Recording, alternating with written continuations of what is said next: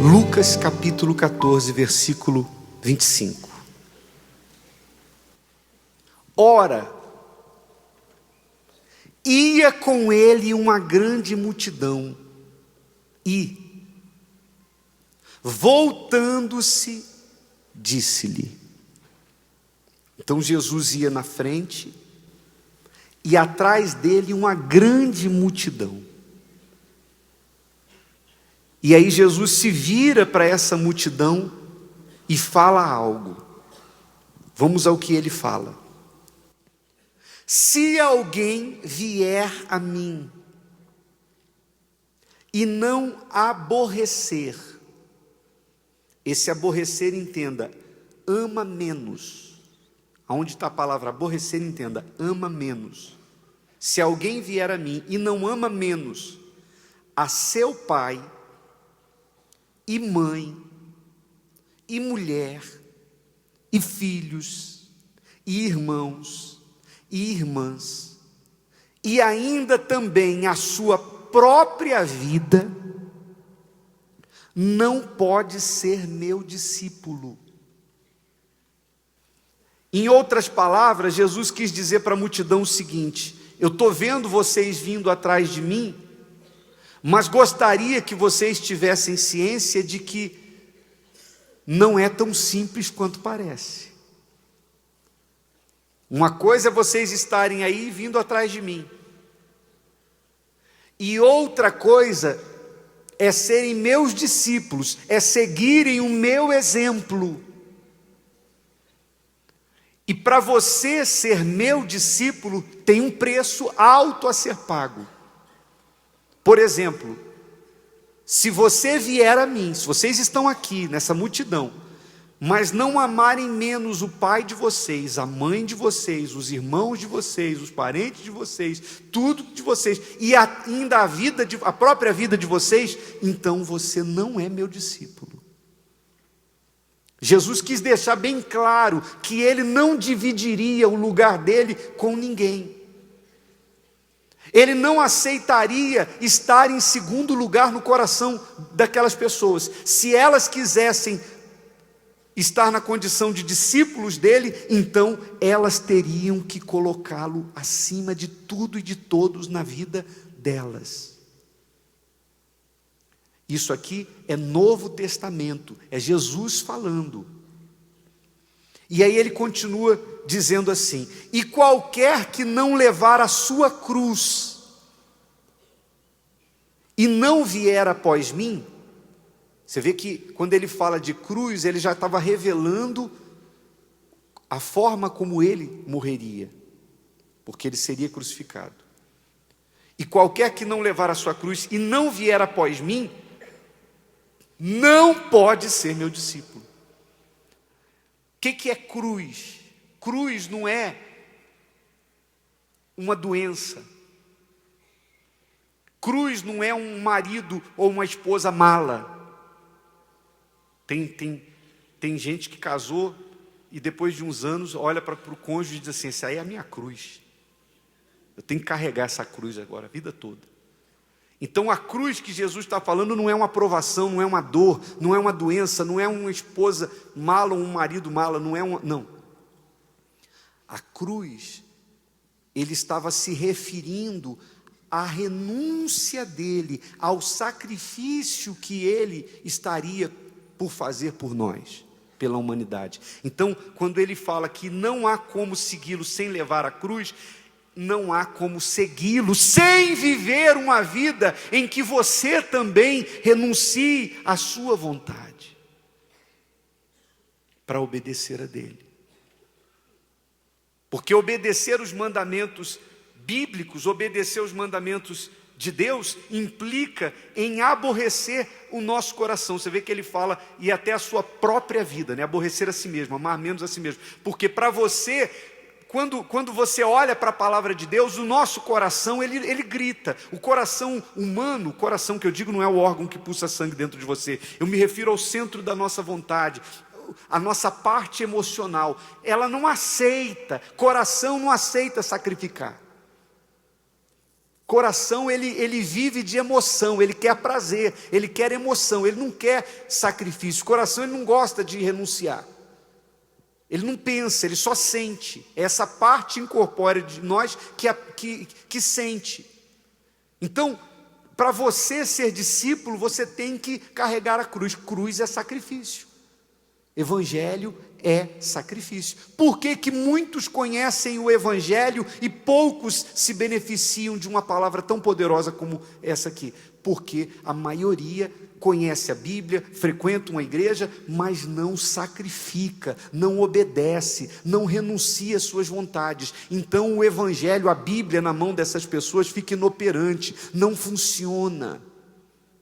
Não funciona.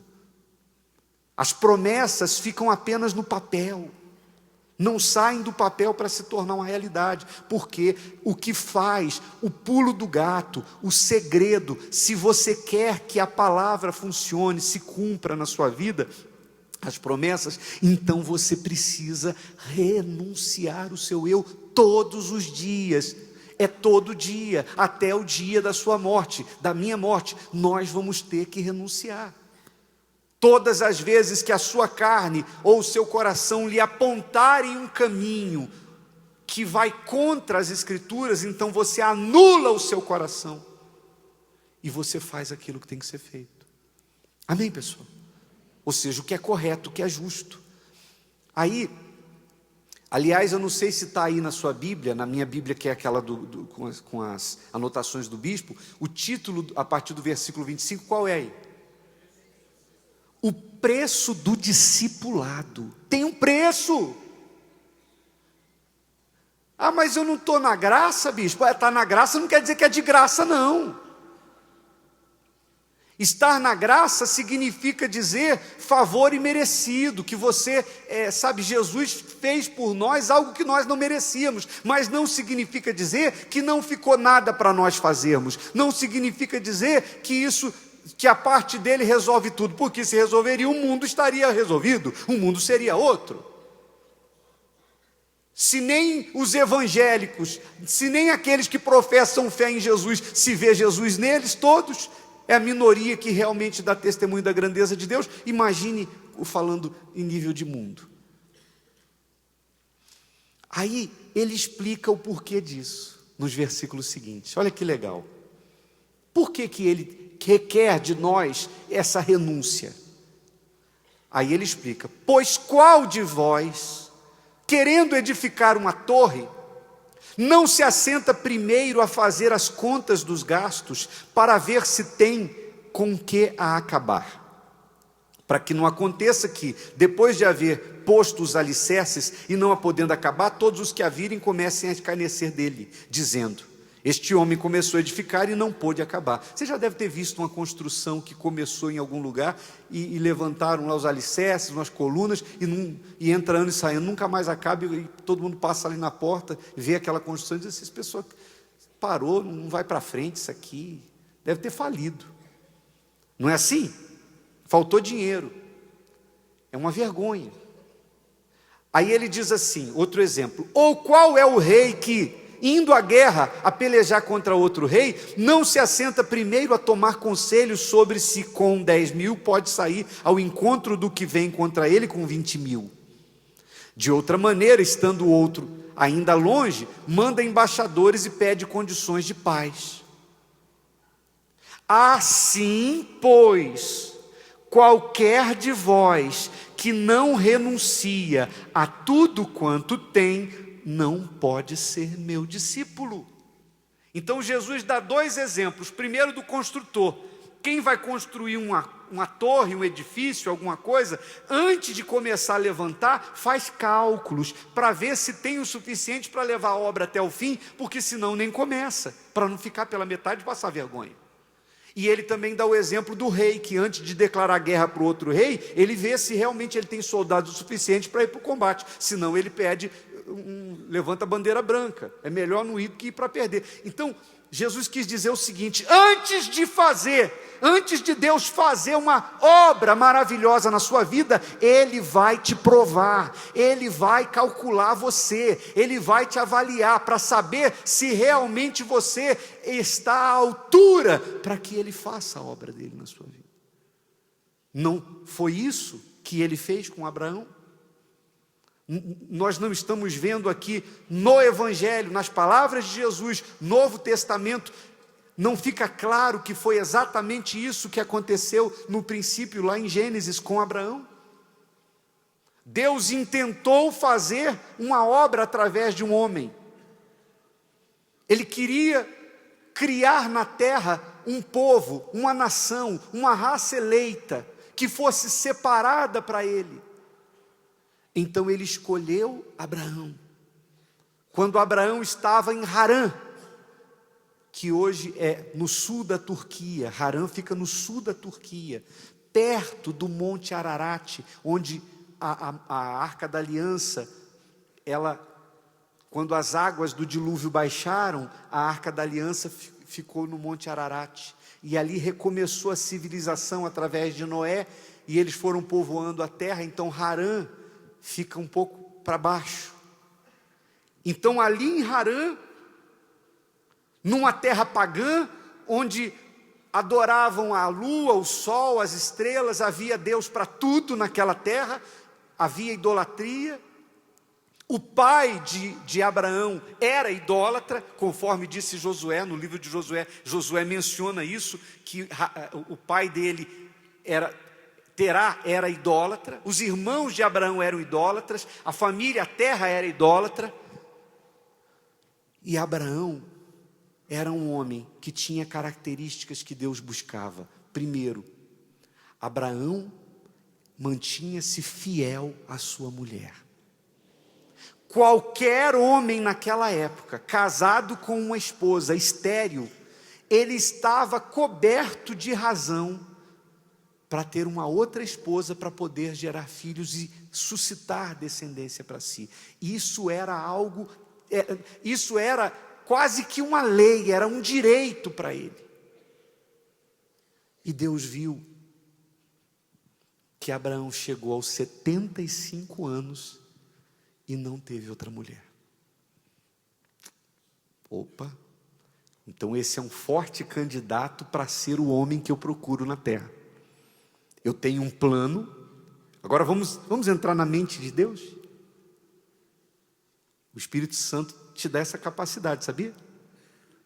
Quando você lê a Bíblia, você lê o que está escrito, mas quando você tem o Espírito Santo, você tem acesso aos pensamentos de Deus agora, porque o Espírito é a mente de Deus. Então vamos entrar na mente de Deus. O plano de Deus era: vou criar uma raça, uma nação, e lá na frente, quando esse povo crescer, eu vou entrar no ventre de uma virgem, vou nascer entre os homens em forma humana, vou cumprir a lei, vou dar a minha vida, vou ir em forma de filho, e aí, nessa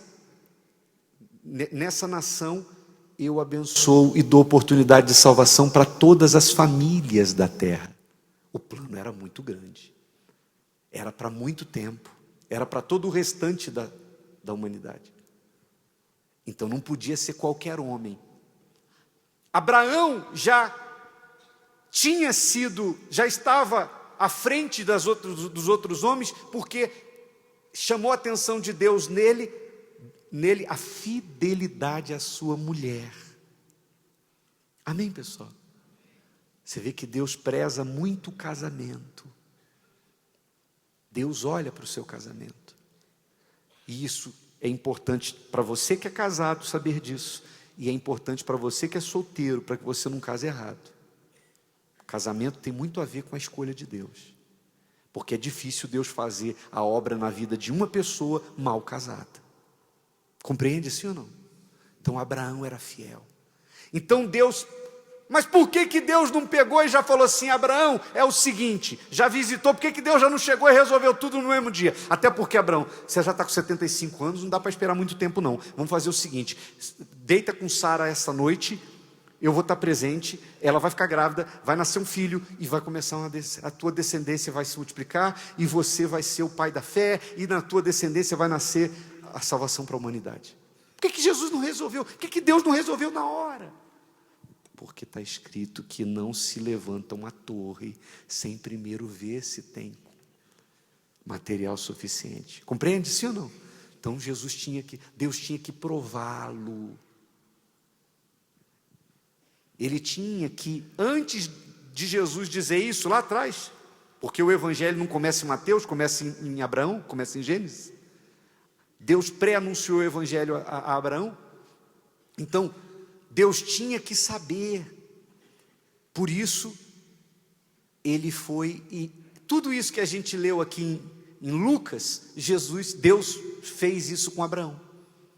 Vamos ver se ele vai me colocar acima do pai, de parentes, da terra dele, de tudo. Senão, não vou contar com ele. Então Deus começa a provar Abraão. Sem explicar porquê nem para quê, ele só diz assim, sai da tua terra, da casa de teu pai, e vai para a terra que te mostrarei. De ti farei uma grande nação, e te abençoarei. Eu vou engrandecer teu nome. Eu vou abençoar quem te abençoar, e vou amaldiçoar quem te amaldiçoar. Quem for teu amigo é meu amigo, quem for teu inimigo vai ser meu inimigo. Então, mas você tem que sair daqui, e eu não vou dizer agora para onde você vai, não vou mostrar agora, você tem que confiar em mim. Abraão tinha que deixar, e deixar é uma coisa que é difícil para o coração humano. O coração humano não gosta de deixar. A tendência do nosso coração é se acostumar com tudo, sabe, com as pessoas ao nosso redor. Você vai no mesmo açougue, na mesma drogaria, você vai no mesmo supermercado, você senta no mesmo lugar na igreja. Sim ou não? A nossa tendência humana é se acostumar.